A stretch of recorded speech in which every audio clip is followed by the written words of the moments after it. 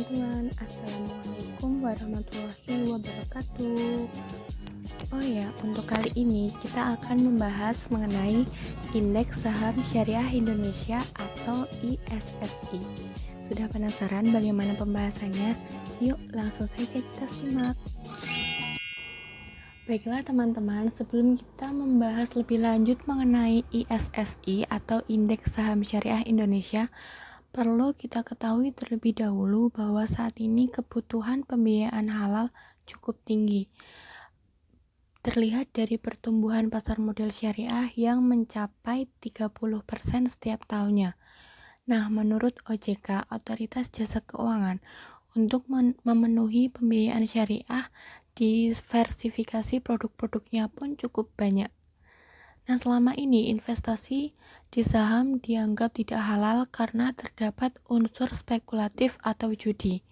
Dalam Fatwa MUI nomor 80 DSN MUI tahun 2011 juga telah disebutkan bahwa investasi saham dianggap sesuai syariah apabila hanya melakukan jual beli saham syariah saja.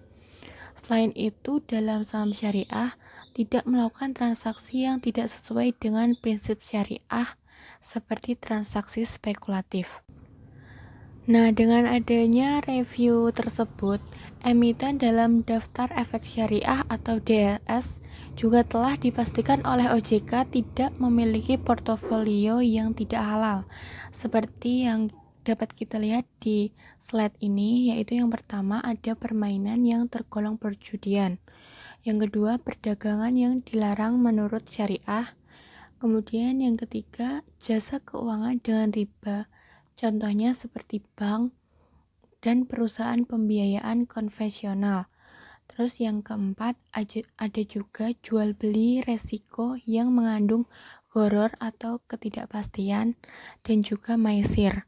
Contohnya seperti asuransi konvensional. Yang kelima, memproduksi, mendistribusikan dan memperdagangkan barang atau jasa yang bersifat haram atau yang tidak ada manfaatnya, seperti menjual alkohol atau rokok. Kemudian yang terakhir, melakukan transaksi yang mengandung unsur riswah atau suap. Nah teman-teman, Bursa Efek Indonesia atau BEI memiliki 16 indeks saham yang bisa digunakan sebagai acuan berinvestasi bagi para investor. Dari 16 indeks ini terdapat 2 saham syariah yang belakangan menarik untuk dijadikan sebagai pilihan portofolio bagi pelaku pasar.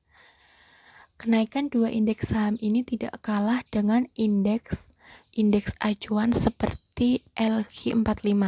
Sebut saja yang pertama ada JEI yang memuat 30 saham syariah dan tentunya sangat sesuai dengan kriteria syariah ya.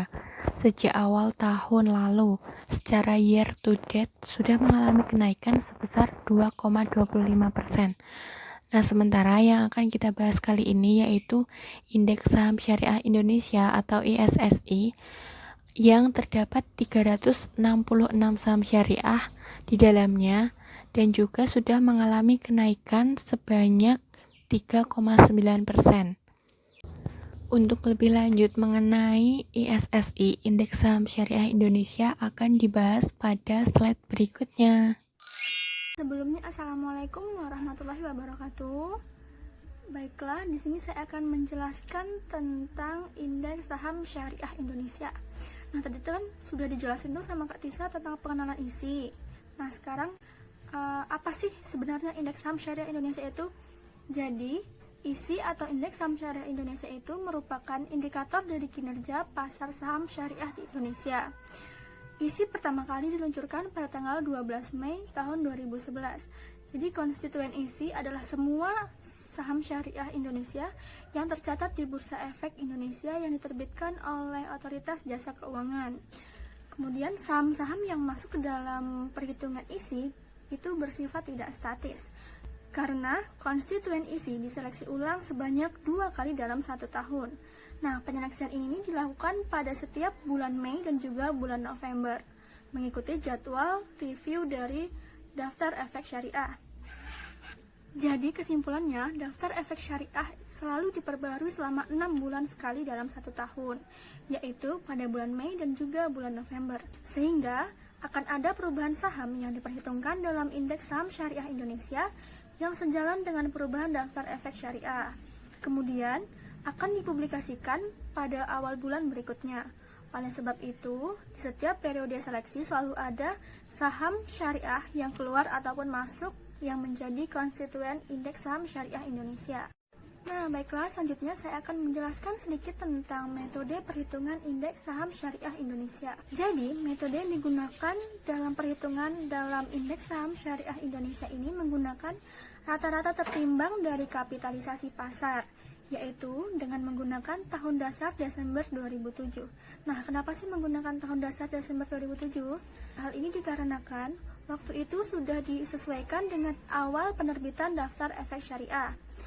Nah, dan apabila dianalogikan, isi ini mirip loh dengan IHSG atau Indeks Harga Saham Gabungan. Jika IHSG mencerminkan kinerja pasar saham keseluruhan yang ada di Bursa Efek Indonesia, maka isi ini mencerminkan kinerja seluruh saham syariah yang ada di BEI. Jadi, isi adalah IHSG-nya pasar modal syariah. Nah, lalu bagaimana sih cara melihat daftar saham-saham yang tercantum dalam isi atau indeks saham syariah Indonesia ini? Jadi, kita bisa melihatnya secara langsung di website resminya Bursa Efek Indonesia, yaitu di www.idx.co.id. Nah, jadi di sana kita bisa melihat saham-saham mana sih yang sudah tercantum dalam indeks saham syariah Indonesia untuk mempertimbangkan dalam keputusan pembelian saham atau investasi. Nah, jadi ini contoh daftar saham yang terdaftar di indeks saham syariah Indonesia. Nah, dapat dilihat juga dari lampiran tersebut bahwasannya terdapat satu saham yang baru masuk dalam perhitungan indeks saham syariah Indonesia, yaitu saham Diamond Indonesia Tbk. Jadi, daftar saham yang baru masuk dalam perhitungan isi ini menggantikan daftar saham yang sebelumnya tercantum dalam PT Bursa Efek Indonesia pada tanggal 14 Januari 2020. Dan daftar saham tersebut akan berlaku efektif mulai tanggal 22 Januari 2020 sampai dengan review daftar efek syariah berikutnya oleh Otoritas Jasa Keuangan. Kemudian, berikut ini merupakan lampiran daftar saham syariah yang masuk dalam perhitungan indeks saham syariah Indonesia periode 21 Januari 2020 sampai dengan review daftar efek syariah yang berikutnya oleh Otoritas Jasa Keuangan. Nah, jadi dalam periode 21 Januari 2020 ini ada sekitar 400-an lebih ya saham-saham yang masuk dalam perhitungan isi. Nah, untuk melihat di data update-nya, kita bisa mengunjungi langsung ke website resminya Bursa Efek Indonesia, yaitu di www.idx.co.id. Nah, selanjutnya setelah kita melihat saham-saham mana aja tercantum dalam indeks saham syariah Indonesia dan kegunaannya apa sih untuk para investor itu sendiri.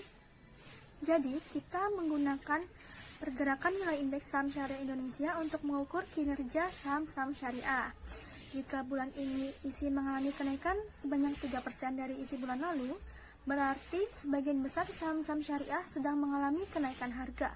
Atau dengan kata lain, pasar sedang optimis dengan kinerja emiten-emiten syariah yang ada di Bursa Efek Indonesia. Seperti itu. Mungkin sekian penjelasan dari saya dan akan dilanjutkan oleh teman saya. Terima kasih. Assalamualaikum warahmatullahi wabarakatuh. Oke, thank you masih stay di channel kami ya. Tadi kan udah dijelasin sama Kak Tisa sama Kak Siska mengenai apa sih itu isi. Nah, di sini saya ingin sedikit menjelaskan perbedaan isi dengan JII. Isi merupakan singkatan dari Indeks Saham Syariah Indonesia, sedangkan JII merupakan singkatan dari Jakarta Islamic Index.